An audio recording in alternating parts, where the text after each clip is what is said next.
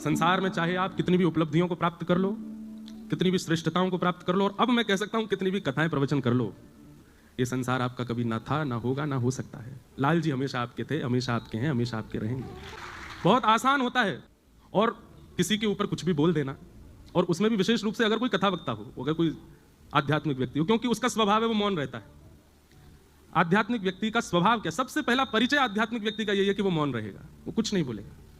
और जो बोलने लग जाए वो आध्यात्मिक नहीं है, वो भक्त नहीं है, वो भक्ति पथिक नहीं है। जो बोलता हो, जो चिल्लाता हो, जो शोर मचाता हो, जिसका विवाद में रुचि हो, वो भक्ति पथिक नहीं हो सकता। कभी सुना किसी चरित्र में, किसी प्रसंग में कि मीराबाई ने लड़ाई की? कभी सुना कि गोस्वामी तुलसीदास जी ने युद्ध किया? कभी सुना कि किसी भक्त ने अपने विद्वेषियों के साथ में, विद्रोहियों के साथ में, या अनर्गल बोलने वालों के साथ में कुछ कहा? कुछ नहीं, सब मौन रहे। क्यों? उन्हें फुर्सत कहां अपने ठाकुर जी को याद करने से। ठाकुर जी बोलते हैं उनकी तरफ से, और जब ठाकुर जी बोलते हैं तो महाभारत होता है, फिर कुछ नहीं होता। इसलिए यह संसार सकल जग झूठा, झूठा कुल रा नाता, मीरा के प्रभु गिरधर नागर, हरि चरणा चितराची। गिरधर जन्म मरण रा साथी, मैं यानी नाय बिसरूं दिन राती। हमारे जीवन का एक नव प्रसंग प्रारंभ हुआ। बहुत लोगों ने प्रेम दिया, बहुत लोगों ने स्नेह दिया, बहुत लोगों ने आशीष दिया, पर मुख में दांत 32 हैं, जीभ बार बार गड्ढे पे ही जाती है। कई लोगों ने ऐसी मुख दिखाई दी कि महाराज बस याद रहे जीवन भर। बाबा और हो गए हम, बाबा की इतनी बड़ी शादी, बाबा का ये, बाबा का वो। सब लोगों को प्रणाम। हमारे गोस्वामी तुलसीदास जी महाराज ने मानस जी के प्रारंभ में खलों को भी प्रणाम किया, और ये होना ही था। मुझे पता था कि ये होगा, क्योंकि दुनिया चाहती ही नहीं कि ये व्यासपीठ से उतरे, यहीं बैठे रहे। हमारे पूज्य पिताजी महाराज 52 वर्षों से कथा कर रहे हैं। कितने वर्ष? यहां पर कितने लोग ऐसे हैं जिनकी आयु 52 से कम होगी? 52 वर्ष नहीं होते।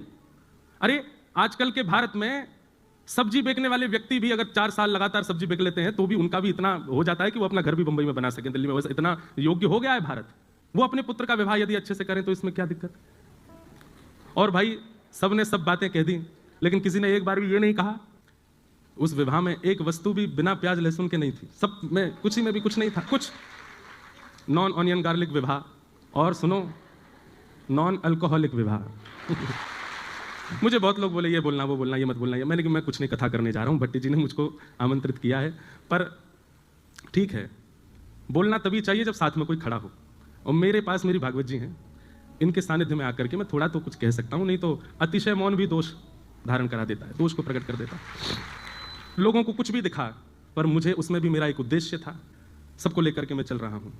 हमारे लाल जी को प्राप्त करने के लिए सबकी आवश्यकता है, माँ पिता बंधु बांधव, और एक गृहस्थी को जिस नव पड़ाव की आवश्यकता थी वह भी हुआ। परंतु सब समाज संसार के लोग हैं, सबको हम प्रणाम करते हैं, सबको हम वंदन करते हैं। आपसे हम प्रार्थना करते हैं आप भी मौन रहना शुरू करो। भैया जीवन के 4 ही दिन बचे हैं, बहुत लंबा समय नहीं है हमारे पास में। एक दूसरे को पकड़ के नीचे गिराना, ये करना, वो करना, उसकी निंदा स्तुति करने में समय निकल जाएगा। भगवत प्राप्ति कब करोगे फिर? अगर उसी बीच में प्राण निकल गए तो ठाकुर जी की प्राप्ति कैसे होगी? इसलिए सब विषय विकारों को छोड़ो, ठाकुर जी की सेवा में लगो, ठाकुर जी की सेवा भाव से करो। हमारा उद्देश्य, मैं तो पहले ही कहा है हमेशा कि आप एक चूक करके तो देखो, चूक नहीं भी करो तो भी लोग आपको पकड़ेंगे। ये संसार का नियम है, स्वभाव है, स्वरूप है। और उसमें भी आध्यात्मिक व्यक्ति पर तो कीचड़ उछालना सबसे आसान होता है, क्योंकि उसका स्वभाव मौन होता है। इसलिए मौन रहिए, अपना हरिनाम कीजिए, भजन कीजिए, तैयार रहिए। जब व्यास जी नहीं बचे तो हम तो श्रोता हैं, हमको भी पकड़ा जा सकता है। तो इसलिए बस ठाकुर जी की नजरों में राजी रहो, बाकी संसार की नजरों में तो कभी राजी आप हो ही नहीं सकते, कभी आप अच्छे हो ही नहीं सकते। खूब प्रसन्नता से मुंबई कथा में महाराष्ट्र के भक्तों के चरित्र हम लोग सुनेंगे, भागवत की कथा होगी, और इतना आनंद लेना है, इतना आनंद करना है कि सभागृह की जो ये मंजिला है, एक तो बहुत सुंदर, मैं तो देख के आश्चर्यचकित हो गया। श्रोता सिर पे बैठे व्यास जी के। व्यास जी नीचे रह गए, श्रोता ऊपर पहुंच गए हैं। हाँ, आशीर्वाद और दे रहे हैं व्यास जी को, ऐसी कथा सुनाते रहे। अच्छा है, आप सब लोग खूब भाव से कथा सुन रहे हैं। हमें तो ये लग रहा है आज तो पहला ही दिन है और आज मंगलवार और है। अब भट्टी जी क्या करेंगे आप? कल से तो और लोग आने वाले हैं। यहाँ जगह की कमी है, बाहर इतनी लंबी लाइन लग रही थी, मैं तो देख के ही हैरान। लेकिन अच्छा है, 7 दिन वो आनंद करना है जो इस साल में नहीं हुआ होगा, और वो मुंबई में करना है। हम वापस अपनी राह पर, जैसे कोई व्यक्ति अपने मार्ग पर चलता है, थोड़ी देर के लिए स्टॉपेज लेता है, चाय नाश्ता करके वापस गाड़ी में बैठ जाता है। तो 10 साल से हमारी गाड़ी चल रही थी भागवत जी की, 1 महीने का थोड़ा करना है कि इस सभागृह की जो ये मंजिला है, एक तो बहुत सुंदर, मैं तो देख के आश्चर्यचकित हो गया। श्रोता सिर पे बैठे व्यास जी के और इतने आनंद के साथ बैठे हैं। अच्छा है, व्यास जी नीचे रह गए, श्रोता ऊपर पहुंच गए। हैं? हाँ, आशीर्वाद और दे रहे हैं व्यास जी को, ऐसी कथा सुनाते रहे। अच्छा है, आप सब लोग खूब भाव से कथा सुन रहे हैं। हमें तो ये लग रहा है आज तो पहला ही दिन है और आज मंगलवार और है।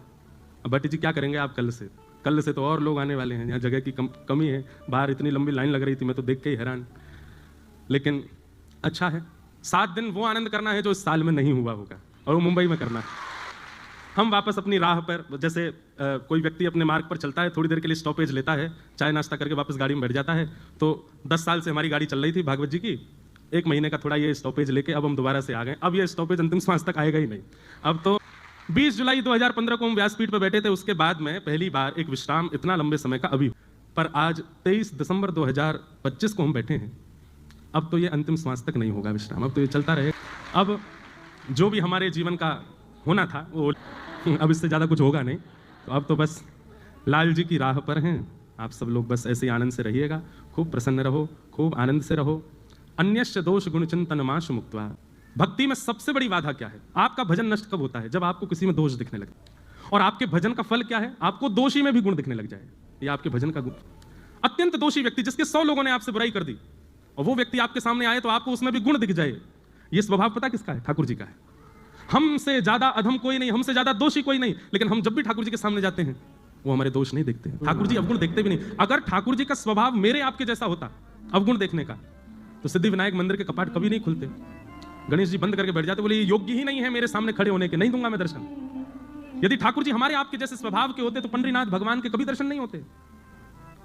हम मानव हैं, हमको दोषी दिखता है, और वो भगवान है, वो अत्यंत दोषियों में भी गुण देखते हैं। पूतना मारने के लिए आई थी, पूतना अपने पयोधर में विष लगा करके भगवान को मारने के लिए आई, और भगवान ने उसके पयोधर का पान करके उसको कौन सी गति प्रदान की? जो माता यशोदा को प्राप्त होनी चाहिए, जो भगवान की मां को गति प्राप्त होनी चाहिए, ठाकुर जी ने वो गति पूतना को प्रदान कर दी। देवताओं ने ठाकुर जी से प्रश्न किया, आपने ऐसा क्यों किया? आपने पूतना में ऐसा क्या देखा जो उसको मातृगति प्रदान कर दी? भगवान कहते हैं उसका कुल अच्छा नहीं, उसकी जाति अच्छी नहीं, उसका नाम अच्छा नहीं, उसका स्वभाव अच्छा नहीं, उसका कर्म अच्छा नहीं, कुछ भी तो अच्छा नहीं था, फिर उसको गति क्यों प्रदान कर दी आपने? तो भगवान कहते हैं उसकी मारने का तरीका हमको अच्छा लगा। जैसे मां पयोधर पिलाती है, ऐसे पयोधर पिला के मारने आई थी, इसलिए हमको अच्छा लगा। देखो कैसे है ठाकुर जी, वो अत्यंत दोषी में भी गुण देखते हैं और हम अत्यंत गुणवान में भी दोष देखते हैं। इसमें दोष क्या है? इसमें कमी क्या है? इसमें बुराइयां क्या है? इसकी गलतियां क्या है? और यही हमारे भजन का सारा फल नष्ट हो जाता है।